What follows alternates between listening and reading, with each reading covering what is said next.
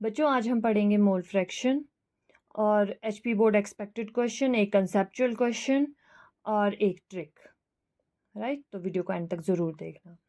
तो let's start with definition.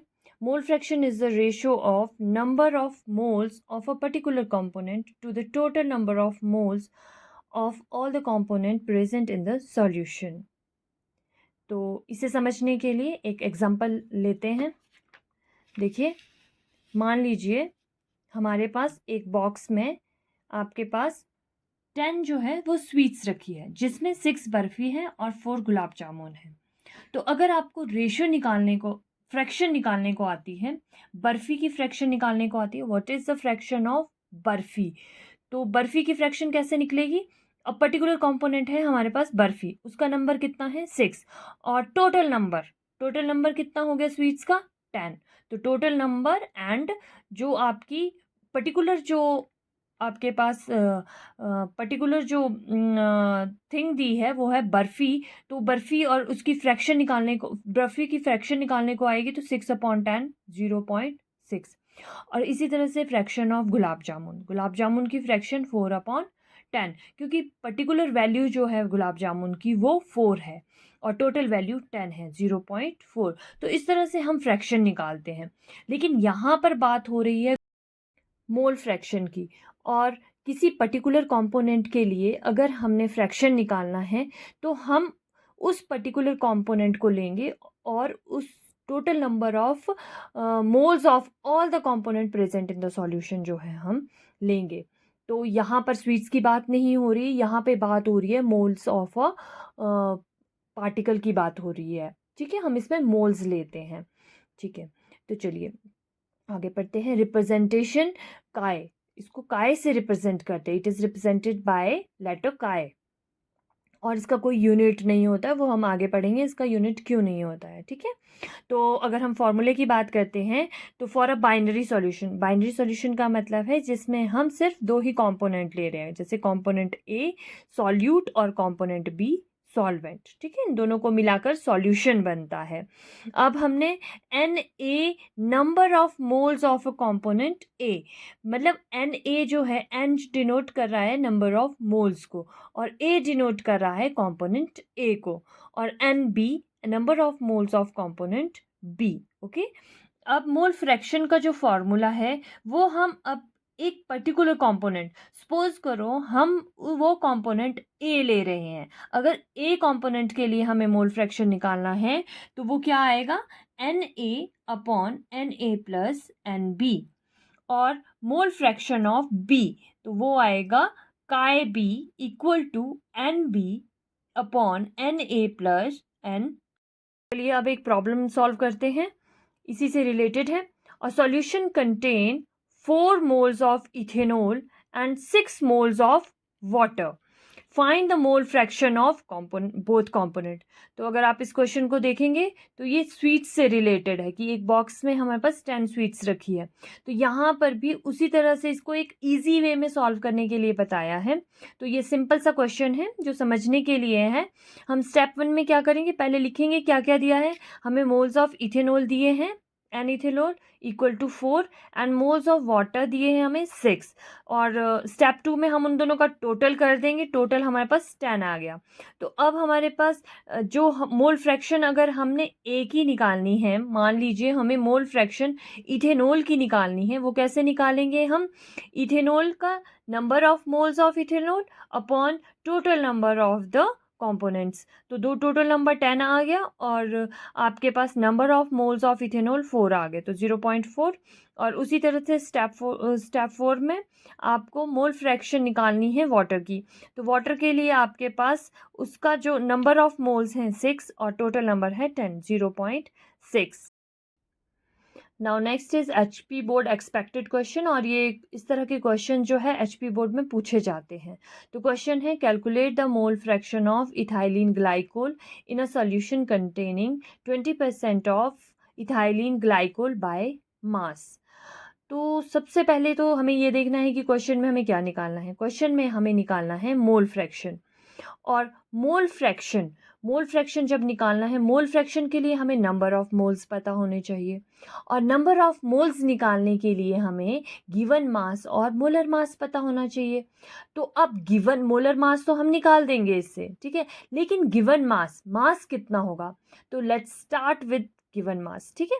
तो step 1 में हम क्या करते हैं, अब एक सॉल्यूशन है, सॉल्यूशन दिया है आपको, कोई सा सॉल्यूशन दिया है जिस सॉल्यूशन में 20% जो है इथाइलिन ग्लाइकोल है। दैट मीन्स कि कोई सॉल्यूशन जिसमें 20% इथाइलिन ग्लाइकोल है, बाकी रेस्ट ऑफ द सॉल्यूशन जो है, जो सॉल्वेंट है, वो रेस्ट जो बच गया हमारे पास वो सॉल्वेंट है, ठीक है। तो एज्यूम करते हैं वैसे ही जैसे हमने पिछली वीडियो में किया था, assume total mass of the solution हम लेते हैं 100 ग्राम, ओके। और इसमें सॉल्यूट हो गया इथाइलिन ग्लाइकोल, अब वो कितना है 20%, मतलब 20 ग्राम। अगर 100 ग्राम हमारे पास टोटल सॉल्यूशन है तो इथाइलिन ग्लाइकोल हमारे पास 20 ग्राम है, और उसमें फिर वाटर सॉल्वेंट का काम कर रहा है, और वाटर कितना बच गया, 100 माइनस 20 इक्वल टू 80, ओके। तो ये अब हमारे पास एक सॉल्यूशन बन चुका है, मास ऑफ सॉल्यूट भी आ गया और मास ऑफ सॉल्वेंट भी हमारे पास आ गया। अच्छा, अब हमें मोल फ्रैक्शन के लिए number of moles of ethylene glycol निकालने हैं। अब उसके लिए हमें पहले मोलर मास निकालना पड़ेगा इथाइलिन ग्लाइकोल का। तो मोलर मास निकालने के लिए हम क्या करेंगे, हम इनका टोटल C2H6O2 का जो हमारे पास मास आएगा, एटॉमिक मास आएगा, उसको हम प्लस कर देंगे। तो atomic mass of carbon 2 into 12, ये आपको पता है 2 क्यों लिखा है, क्योंकि कार्बन के 2 मॉलिक्यूल्स हैं, और 12 इसका एटॉमिक मास होता है। तो ये 24 आ गया, एटॉमिक मास हाइड्रोजन का 6 आ गया, और ऑक्सीजन का 32 आ गया, ठीक है। अब टोटल मोलर मास कितना हुआ, 62 ग्राम पर मोल। अच्छा जी, अब हमारे पास मोलर मास तो आ गया, अब हम क्या करेंगे, मोल्स ऑफ इथाइलिन ग्लाइकोल निकालेंगे, given mass upon molar mass. तो वो हमारे पास Na जो है वो आ गया 20/62 इक्वल टू 0.322। अब हमने मोल्स ऑफ वाटर निकालना है, मोल्स ऑफ वाटर निकला given mass upon molar mass 80/62, 4.44 moles. चलिए, अब हमें क्वेश्चन की तरफ आते हैं, हमें मोल फ्रैक्शन निकालना है जिसमें हमें रेशो चाहिए, एक पर्टिकुलर कंपोनेंट हमारे पास इथाइलिन ग्लाइकोल है, और टोटल टोटल जो कंपोनेंट है सॉल्यूशन में, मतलब इथाइलिन ग्लाइकोल और वाटर दोनों का टोटल आया हमारे पास 4.766 मोल। और मोल फ्रैक्शन आपका फॉर्मूला लगा के जो हमारे पास आंसर आया वो आया 0.068, ठीक है। तो इसी तरह से अगर आपने वाटर का भी निकालना है, तो जो हमारे पास वाटर की जो नंबर ऑफ मोल्स आए हैं डिवाइडेड बाय टोटल नंबर, और वो आ गया हमारे पास 0.932। अब हम आपको इसका एक शॉर्टकट फॉर्मूला बताते हैं जो आपके कम्पिटिटिव एग्जाम में जो है, चलिए अब हम आपको एक शॉर्टकट फॉर्मूला बताते हैं जो आपके कम्पिटिटिव एग्जाम में आपकी मदद करेगा।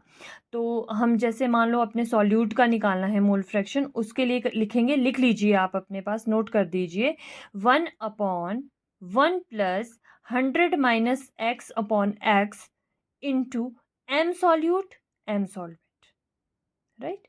तो x आपको पता है गिवन मास की परसेंटेज दी है, जितनी परसेंटेज x जो है वो जो मास दिया है उसकी परसेंटेज, और m सॉल्यूट का मतलब m का आपको पता है molar mass of ethylene glycol, और m solvent is the molar mass of the water. तो अब आपको इथाइलिन ग्लाइकोल का पहले मोलर मास निकालना है जैसे हमने वीडियो में दिखाया, और फिर मोलर मास ऑफ वाटर लेना है आपको, राइट। अब आपको कुछ नहीं करना है, अब आप इसको कैलकुलेशन कैसे करेंगे, आप सबसे पहले आप मास रेशो फ्रैक्शन करेंगे, 100 माइनस एक्स और x, ये आ गया 100 माइनस 20/20। ये जो 20 है ये आपके पास वो परसेंटेज है, और ये आया आपके पास 80/20 इक्वल टू 4। और मोलर मास फ्रैक्शन आ गया, molar mass of solute and upon molar mass of solvent, तो 62/18 ये आ गया अप्रॉक्सीमेटली 3.44।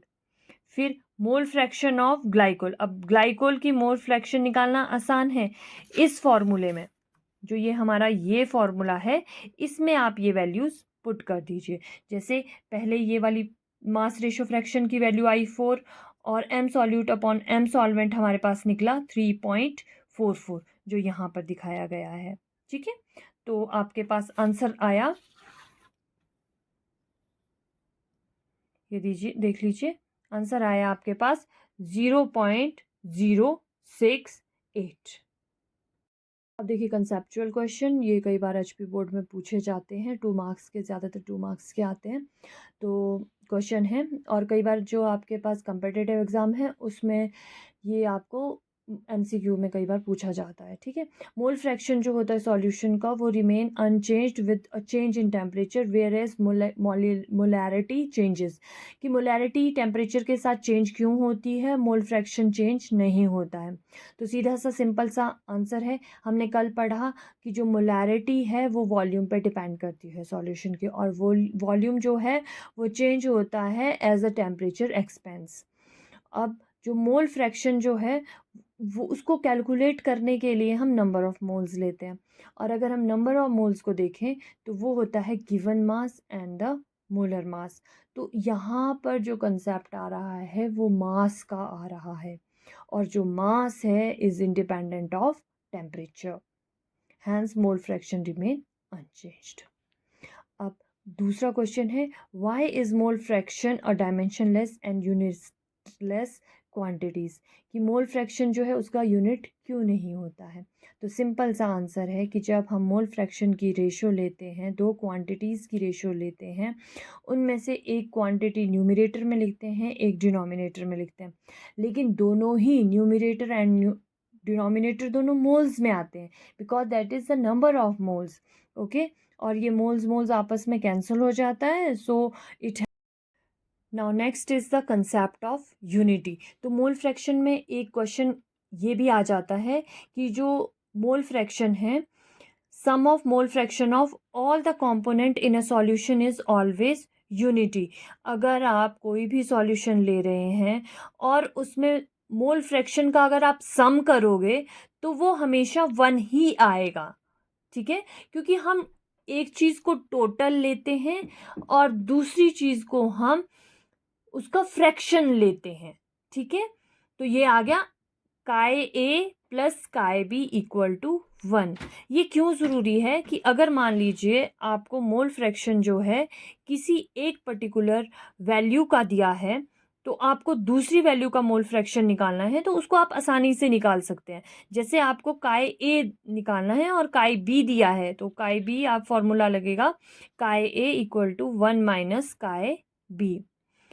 अब इससे रिलेटेड जो क्वेश्चन है वो इस तरह से है कि if the solution contains 3 component A B and C, what will be the sum of their mole fraction, chi a, chi b, chi c, explain and why। तो ये सीधा सिंपल आंसर है कि it will be always 1, means unity. तो sum will be always exactly 1। Okay, तो reason क्या देंगे आप, क्योंकि mole fraction represent a part of a whole, कि जो टोटल दिया है उसका एक पार्ट जो है आपको निकालना है, टोटल में से एक पार्ट निकाल। मान लीजिए आपको एक पिज्ज़ा दिया है, ठीक है, एक पूरा का पूरा पिज्ज़ा दिया है, उसको आपने कट कर दिया, कट करने के बाद आप 1 पार्ट जो है अपनी फ्रेंड को देते हो, तो आप उसमें से सिर्फ 1 पार्ट दे रहे हो, लेकिन टोटल कितना है वो 1, तो इसलिए जो मोल फ्रैक्शन है वो भी 1 रहता है। Right, next question, can the mole fraction of a solute in any solution be greater than 1 और अ नेगेटिव वैल्यू। अब ये भी वही है, जब वो 1 रहता है तो वो जो है ना तो ग्रेटर होगा ना उसकी कोई नेगेटिव वैल्यू आएगी। The answer is know the value of mole fraction of solute in any solution never be greater than 1 nor be a negative value. It always lie between 0 and 1. तो reasoning आपका वही आएगा, the number of moles of a single component can never be greater than the total number of moles in entire mixture. Entire mixture आपके पास क्या हो गया, Na plus Nb, और एक सिंगल कंपोनेंट क्या हो गया उसमें से Na। तो वो जो एन ए है वो कभी भी आपकी उसकी वैल्यू जो है ना तो वन ग्रेटर आएगी ना ही नेगेटिव आएगी. That's all for today.